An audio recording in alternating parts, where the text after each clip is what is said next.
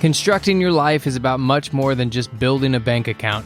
Each week, join real estate entrepreneur and mindset coach Austin Linney as he interviews guests who are constructing their dream lives and impacting the world around them on a daily basis.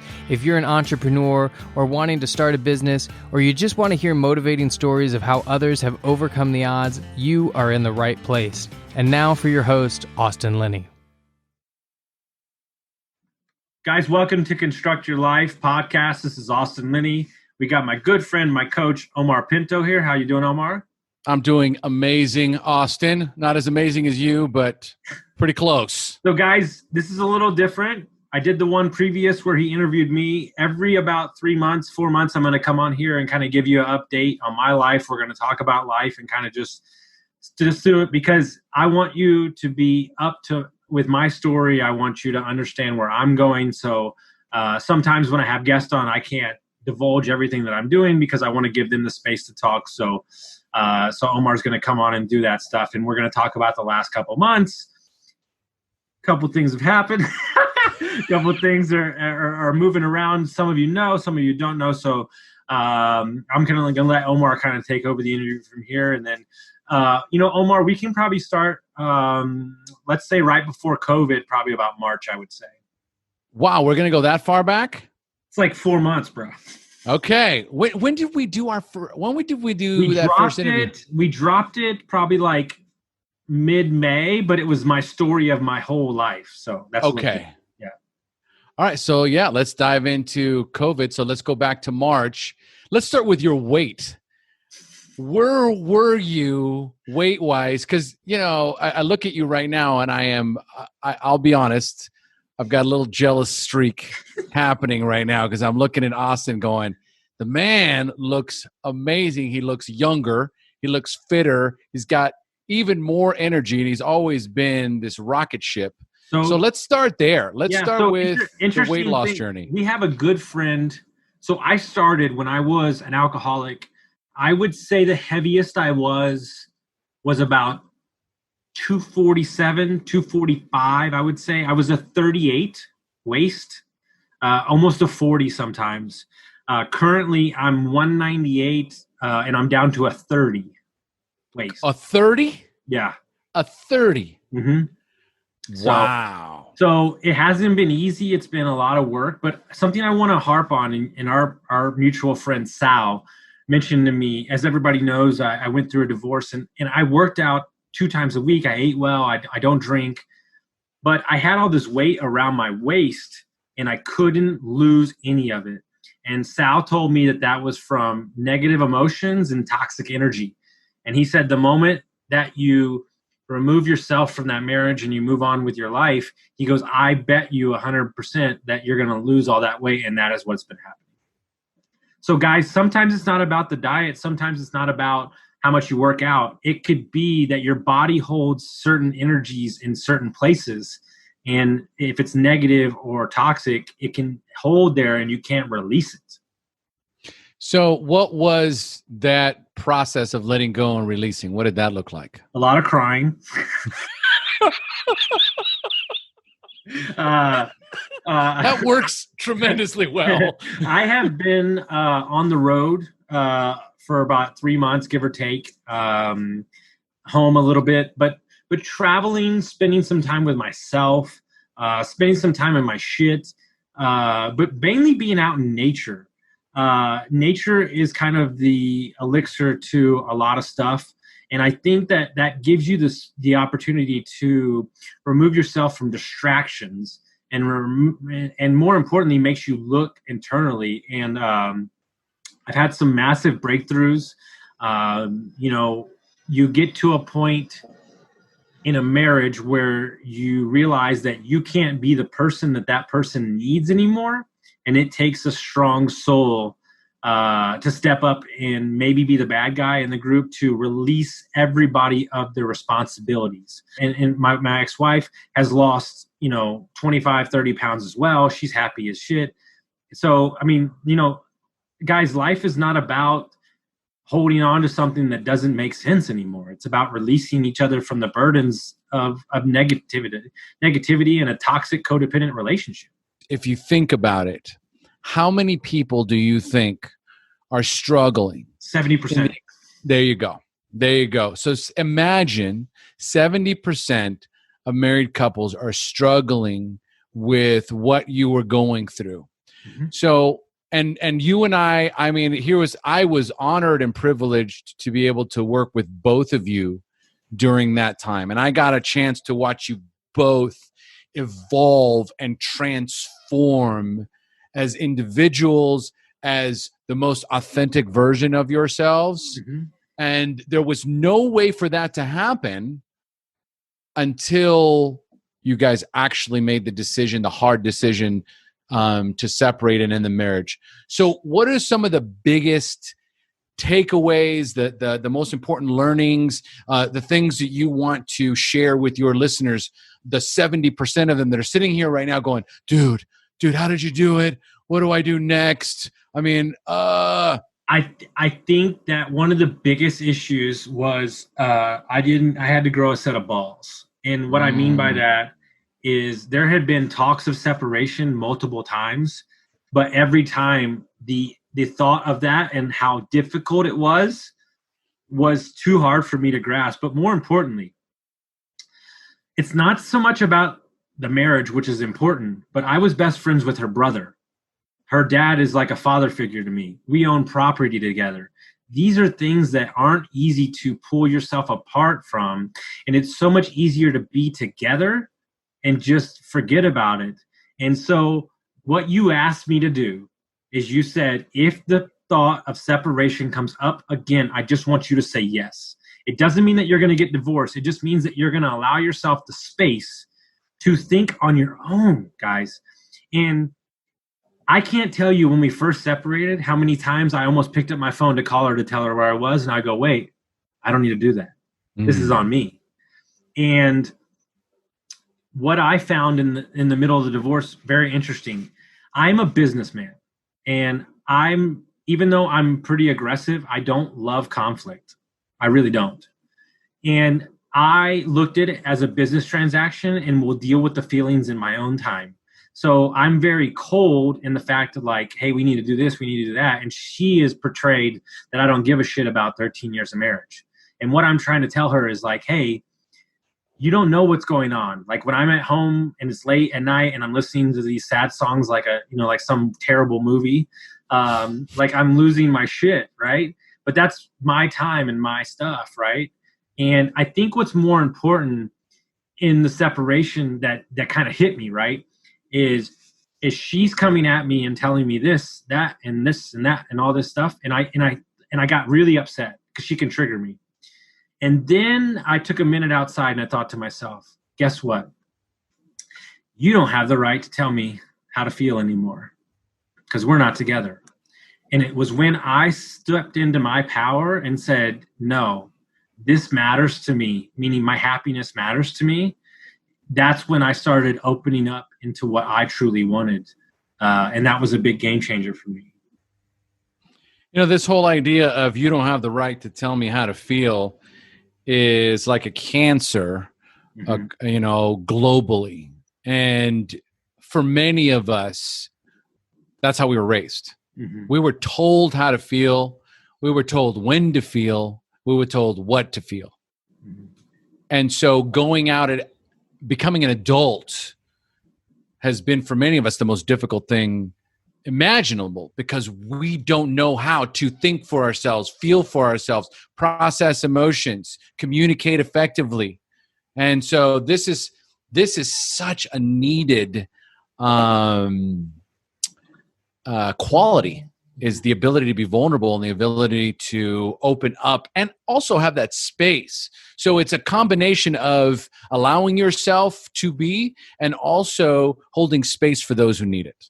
Yes. And I think more importantly, I think what's super exciting as I evolve as a coach and as a person, I think that you have to understand that everybody didn't sign up for your accountability program. That's good. You should expand on that. Because So I, alcoholism, divorce, I want to tell everybody like, hey, there's a better way. There's a better way. But what this world is asking for you as a coach and as a partner and as a person is to create the space available for that person to make their own decision. It's as simple as that. And when it sticks and it's anchored in their decision, that's all that matters. They'll do the change. But by you pecking at them and being aggressive, you told me this.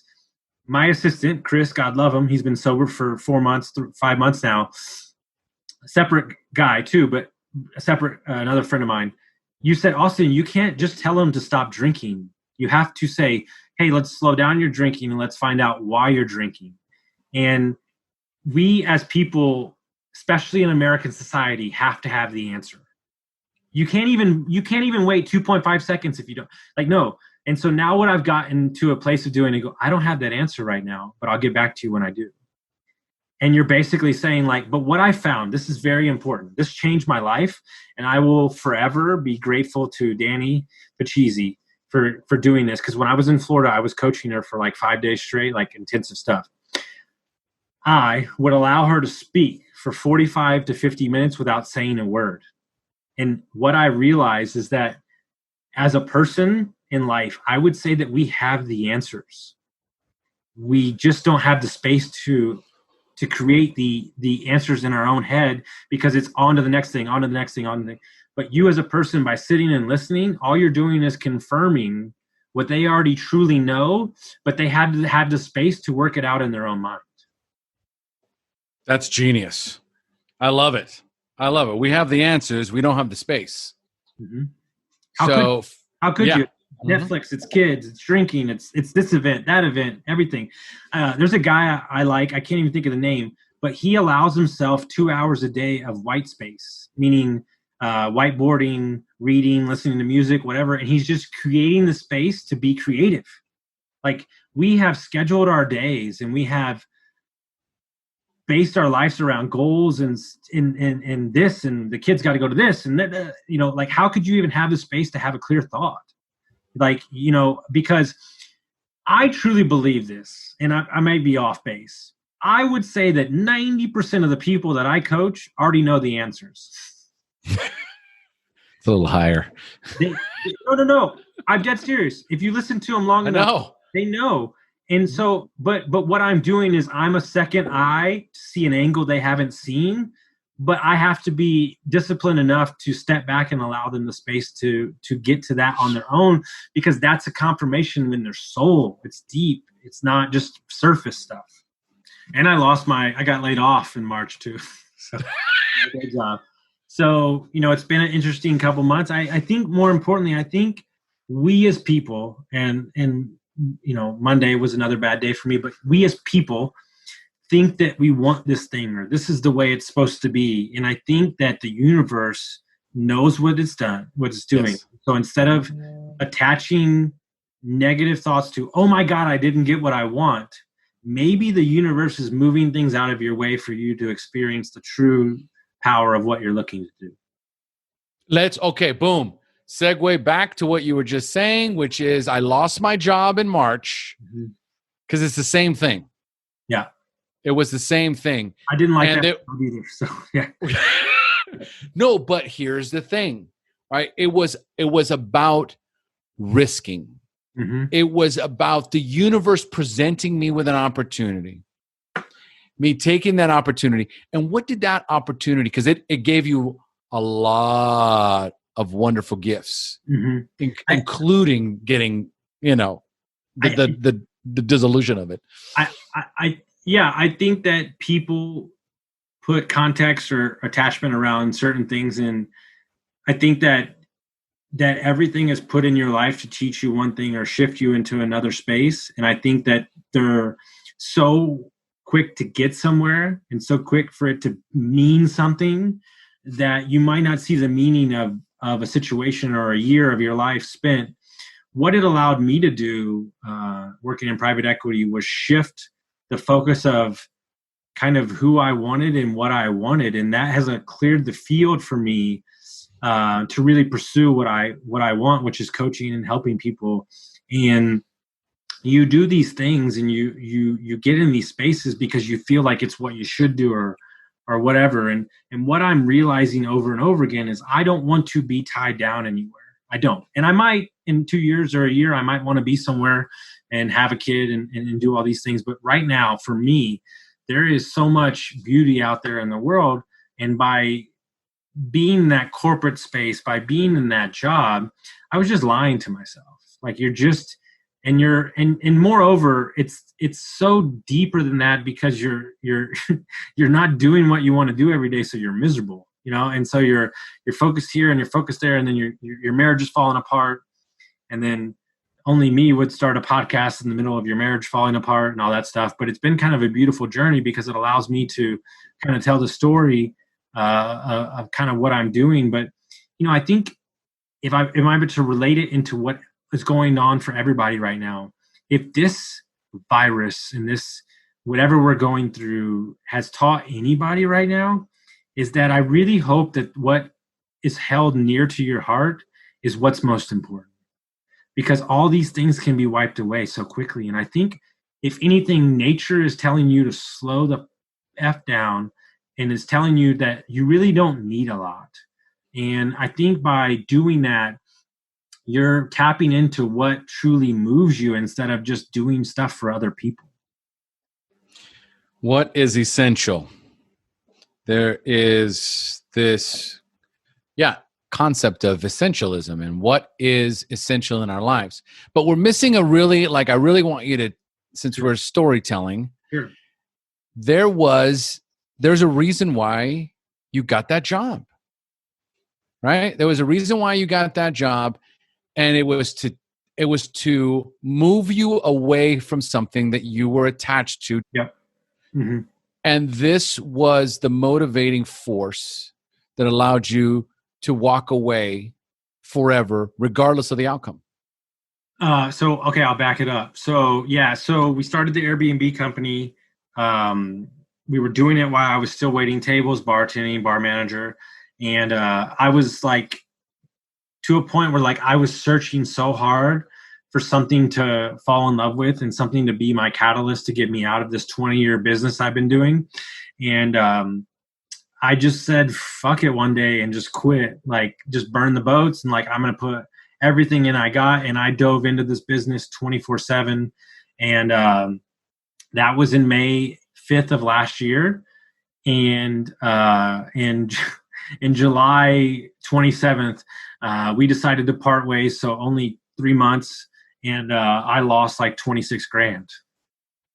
And one of the things, and I told this story on the podcast a couple of times, but we had the 2-year anniversary at my old job. I'm just going to go say hi to everybody. This is right after I lost the money in the business. And I parked the car and I'm walking up to the restaurant where I worked, and I look in the door and I see everybody, and my hand went to grab the handle, and the universe, I don't know who talked to me, said to myself, this is not your life anymore. Walk away. And I put the handle down and I walked back into the car and I drove home. And the next day I got a call and my buddy offered me a job to work in private equity for investors. And I feel like that I was really close to sliding back into that life. No, I know I would have, guaranteed, because it was safe, it was comfortable. And I think a lot of people give up right before they're ready to strike gold. And I haven't struck gold, but at least I'm doing it on my accord. I think that's what's important. So, and here's another beautiful analogy, I guess, the way I like to use the Nagasaki, the Hiroshima sort of analogy. We can now use the coronavirus, right? Where I basically press the self-destruct button on what's going on in my life. So everything that I knew, everything that I could count on, everything that I believed in, everything that I'd worked towards was now creating the most amount of pain in your life. Okay. My marriage, this job, being in the restaurant business, this is not who I am. I'm in personal development. I'm growing. Now I'm the Airbnb king, right? And people are coming to me. What should I do? And I have to pull the ripcord somewhere along the lines.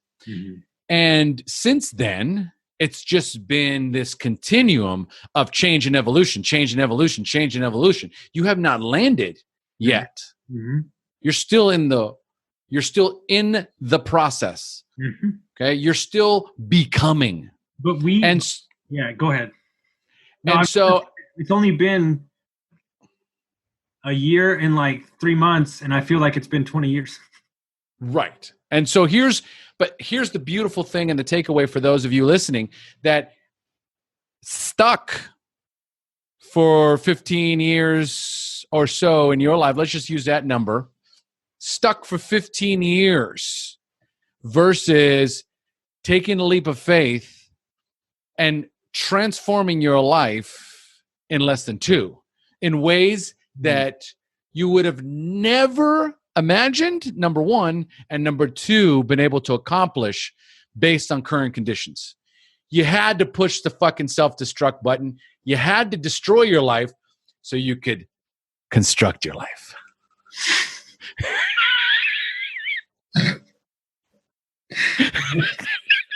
I'm gonna pay for that title for the rest of my life.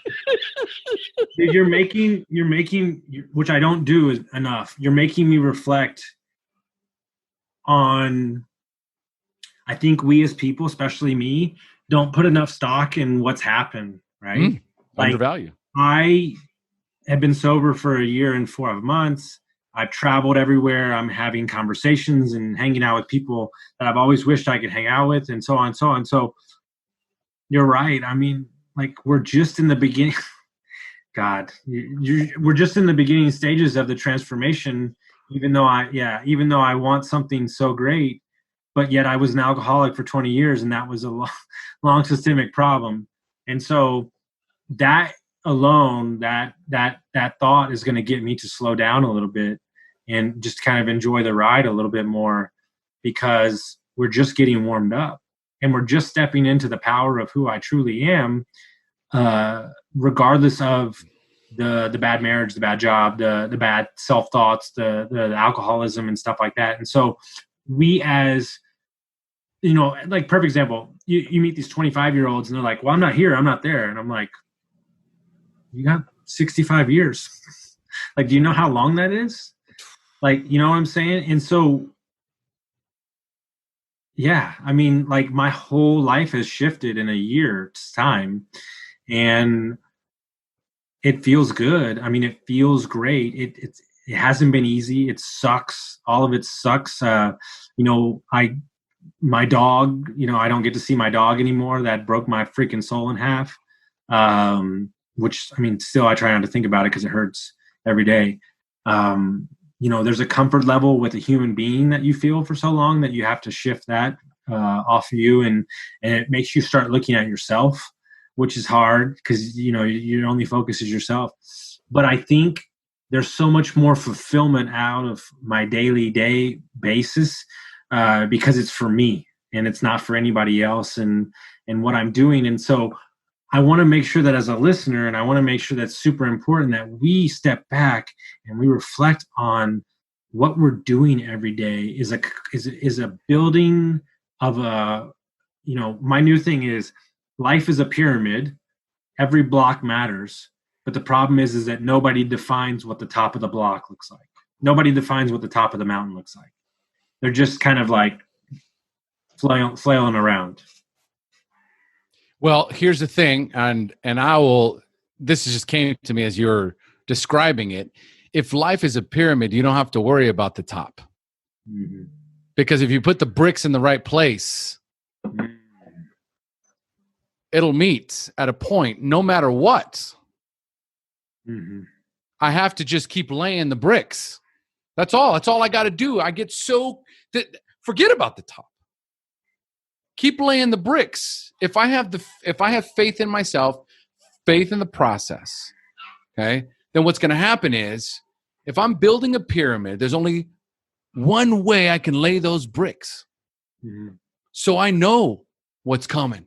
I just have to do the work. Mm-hmm. That's it. And so let's talk about, and speaking of which, people, divorce yourself from the results. Like, just to do, it is the biggest deflation. So many of my clients, the biggest problem is they reach their desired outcome or destination and it never meets their expectations. Never. Because what they chose not to pay attention to was who they became in the process. That's the gift. So something super powerful, and it relates to right now. Guys, I fucking signed up for 3 fucking Ironmans like a savage. Like I was like, I'm going to come in there and just show these mother effers how I do it. I'm training 3-4 hours a day for 6 months, 8 months, like straight up. No joke. First one gets canceled. Second one gets canceled. Third's going to get canceled. So all these goals and all these things I had, all these hours, 4 a.m. workouts in 40-degree weather, 50, 60, 70-mile rides, 6 hours, 7 hours, gone. And what I realized is who gives a shit about no fucking race? It's just the cherry on top. Because whether I showed myself was dedication, discipline, and that I can push myself farther than I ever thought I could, and that's all that matters. So, like he was saying, divorce yourself, or be married to the process and divorce from the results, guys. As simple as that. And here's what I think we should close with is accountability. Mm-hmm. Because there are so many times, because Austin and I are on the same journey. Okay, we're entrepreneurs, we're businessmen, and we're guys trying to figure shit out on the fly. Okay, so that's life, right? Like, and there's so many moments where it's like, I don't know how much more of this I can take. I don't know how much more of this I can take. And so there is this accountability that, for at least for me, and I'm pretty sure for Austin, is so important in this process, because sometimes it's the only thing that gets you up and keeps you moving, is knowing that I've already committed to the podcast. I'm already balls deep in construct your life. I have put it out there that I don't give a fuck. Get out of your own way. I'm a motivational speaker. I am on video. I am on podcasts. I am on lives. I'm going to quit now? Yeah. Right? Like, let's talk about how about putting yourself out there has almost just inadvertently created the accountability you need to keep moving forward. I'll give it in context that any fucking restaurant bartender workout can people are going to go, oh, I get it. There is no feeling. I mean, none. I would rather fucking take a hammer to my head than to tell everybody, fuck off. I'm moving out of this restaurant and you're never going to see me again, to coming back 6 months later and you failed. Because every motherfucker goes, oh, we'll see him again. We'll see him again. Every guy goes, oh, dude, brilliant. It landed. I mean, the shame of that is so great. And you know what? Now that you said that, I didn't even think about that. What if the fucker that created a podcast called Construct Your Life decided to fold up his life? Yep.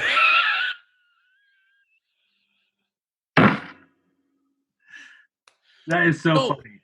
No. That's the thing. That's the beauty of where we're at. And that's the beauty of, and this is another similarity we have. We just dive into shit. Mm-hmm. Okay? Like, oh yeah, I'm all in. Yeah. And then you're in halfway in and you're like, I don't want to be in. Oh my God. Yeah. No, it's one of those things where, look, you know yourself, right? And so I lay landmines in my life sometimes to booby trap myself, guys. Like, okay, if Austin says he's going to do that, then he's going to go do it, right? And then I thought to myself, like, and I'll do a video tomorrow about what's about to happen over the next couple months. But Danny said it to me perfectly. She said, if you would have started a podcast a year ago, and it was called Construct Your Life, I would have called you within the first episode and go, you're fucking full of shit because your life's a nightmare. She goes, but you created a podcast called Construct Your Life while you're constructing your life. Yes. And what that is basically saying is you're saying that you're not seeking validation of others, and you're constructing a life that suits you, and it's nothing else, guys. And I believe that as an investor, if I could go back there, I think 90% of people invest for other people. Like, okay, perfect example. If you're making 10K a year or a month, excuse me, and the amount of stress and work that it would take to get to 12K, you're doing it so you could say you make 12K, is going to ruin the lifestyle that you built now. Make sure that by getting to that next goal that you're not adding the stress and adding things that you don't really want because you're trying to say something about what that means instead of just living here. It's super important.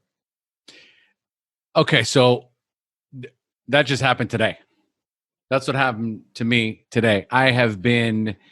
That's beautiful. I have been, building my coaching practice for 3 years now. And in the middle of a pandemic, I've never been busier. Okay, I've got more clients than ever before. And I woke up this morning just in a ball of anxiety. I literally thought to myself, I can't take on one more client. And I'm like, oh my God, I'm going to destroy my business. I can't have those thoughts, right? Whatever you perceive, you will achieve. What your thoughts will manifest. I'm like, I can't say that, but I don't want another client, right? Like I'm buried, I'm exhausted, right? It's affecting my lifestyle. Mm-hmm. And so I said, I don't know what to do here. I don't know what to do.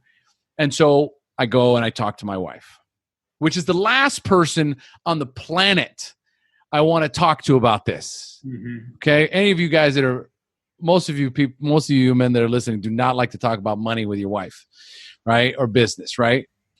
And I took what has been building for over the last few weeks. Okay. This ball of anxiety and fear that has been building for a couple of weeks. Took her less than 30 seconds. Course, to clear it up, of course. This is the magic of coaching. Mm-hmm. And she goes, well, why don't you just raise your prices?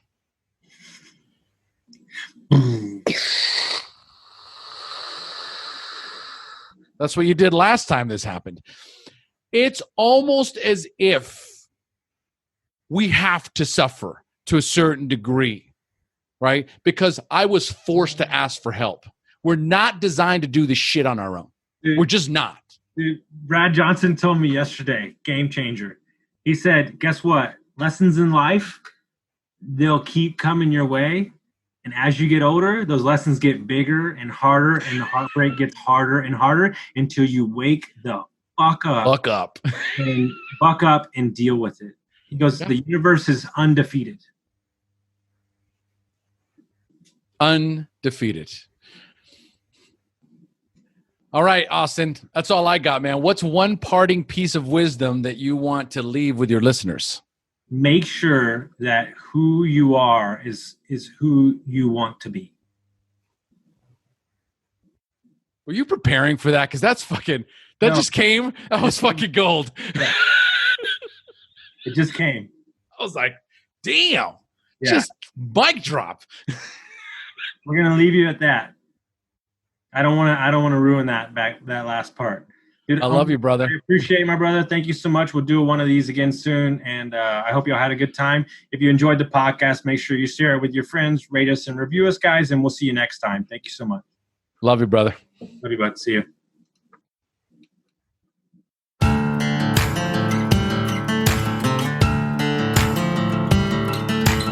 Thank you for listening to Construct Your Life with Austin Linney. If you enjoyed this episode, be sure to rate, review, subscribe, and pay it forward by sharing with a friend.